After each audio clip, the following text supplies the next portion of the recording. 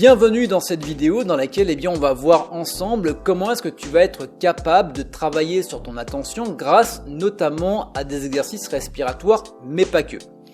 Et pour introduire cette vidéo, j'avais envie de te partager une étude qui a été mise en place par Microsoft il y a de ça quelques années en arrière, qui a prouvé que sur à peu près une décennie, notre temps d'attention est passé de 12 à 8 secondes.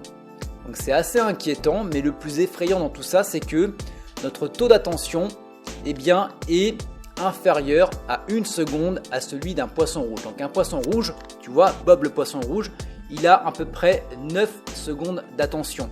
Nous, l'humain moyen, on est descendu à 8 secondes d'attention. Également, ce que cette étude a démontré, c'est que notre taux d'attention diminue proportionnellement à l'usage des réseaux sociaux, Facebook, Instagram, etc., etc. Donc finalement, petit à petit, on se transforme plus ou moins en zombie. Donc même si ce n'est pas forcément la seule cause, on va par exemple avoir les problèmes personnels, on va également avoir la peur, le stress, l'anxiété, les émotions négatives. Ce défaut d'attention va vraiment avoir un impact sur notre vie quotidienne. Mais plus que ça, également, si tu es sportif, ça va avoir un impact sur nos performances sportives. Ça va carrément nous couper du moment présent. Donc c'est un petit peu si, par exemple, tu faisais une course, si tu faisais un match de foot ou également si tu étais en plein fight, MMA, sport de combat, peu importe, c'est comme si tu étais là sans être là. Tu ne vas pas pouvoir être dans le moment présent et forcément tu vas sous-performer. Et le problème avec ça, c'est que plus tu vas renforcer cette distraction avec notamment les écrans, avec les réseaux sociaux, plus ça va être difficile de te concentrer. Alors on va prendre un exemple, tu peux le faire là maintenant tout de suite ou tu l'as peut-être déjà fait ultérieurement, c'est quand on essaye de méditer.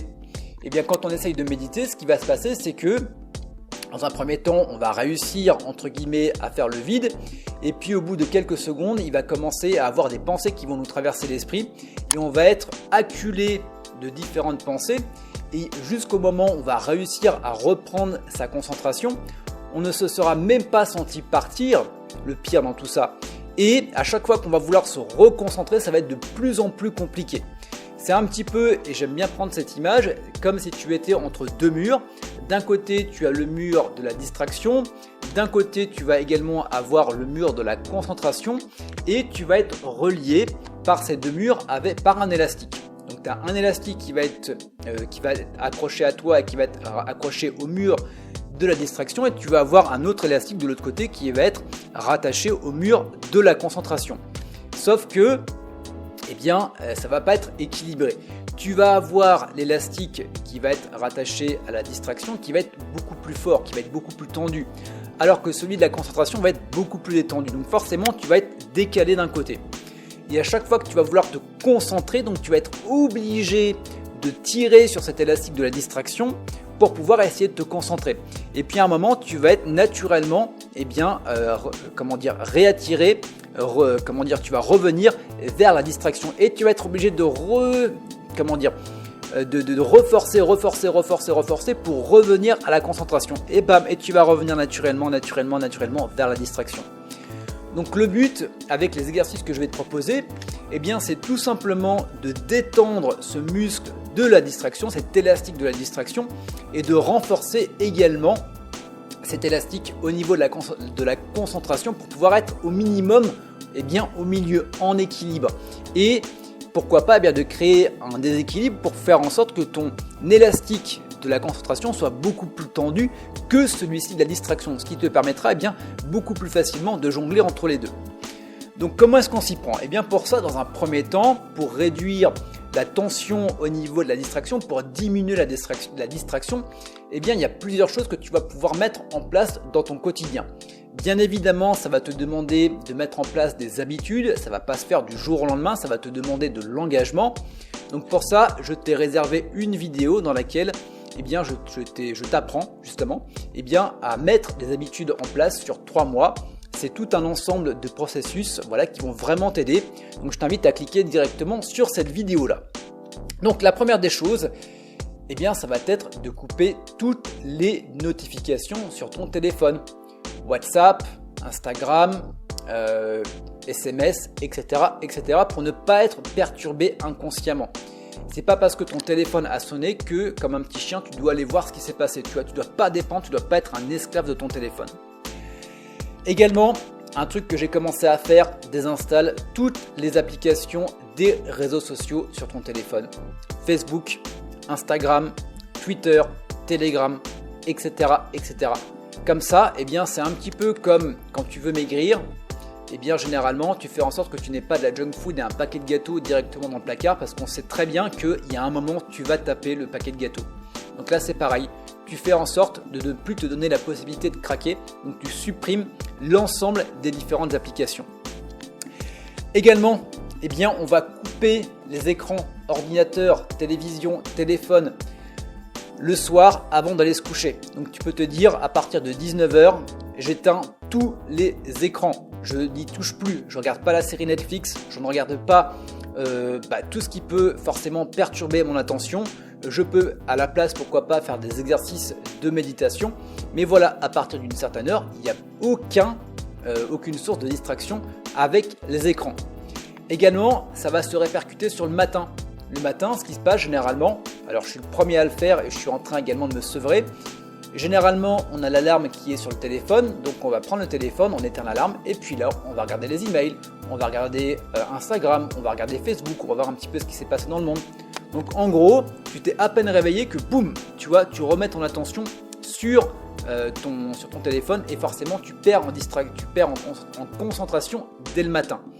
Et ça, tu peux le remplacer par exemple par une routine du matin qui va te permettre justement de travailler sur ta souplesse, qui va te permettre de travailler sur ta respiration, sur ton focus, etc., etc.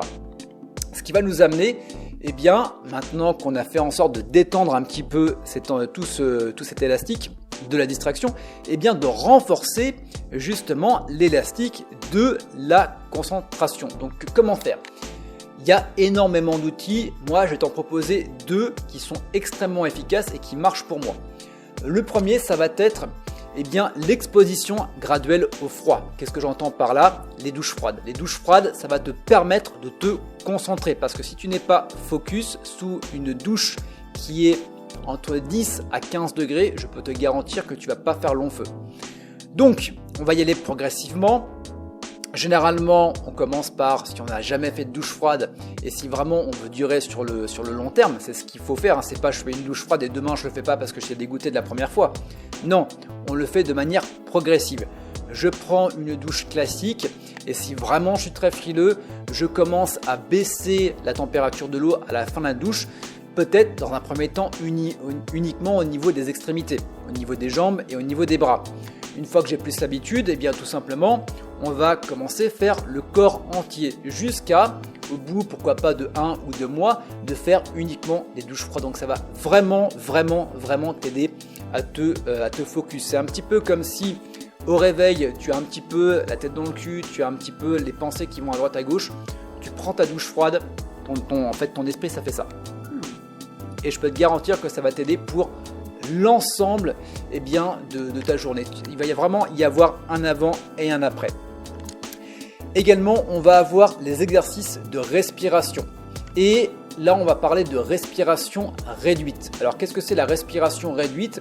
C'est une respiration qui va prendre 3 plans. On va avoir le plan qui va être biochimique, on va avoir le plan biomécanique et on va avoir le plan psychophysiologique. Donc une respiration réduite, c'est un genre de méditation consciente. Donc on va inspirer par le nez et on va expirer également par le nez. Donc également, tu as une masterclass si tu le souhaites, voilà, dans laquelle on va faire ça ensemble. Donc j'inspire par le nez, j'expire par le nez, voilà.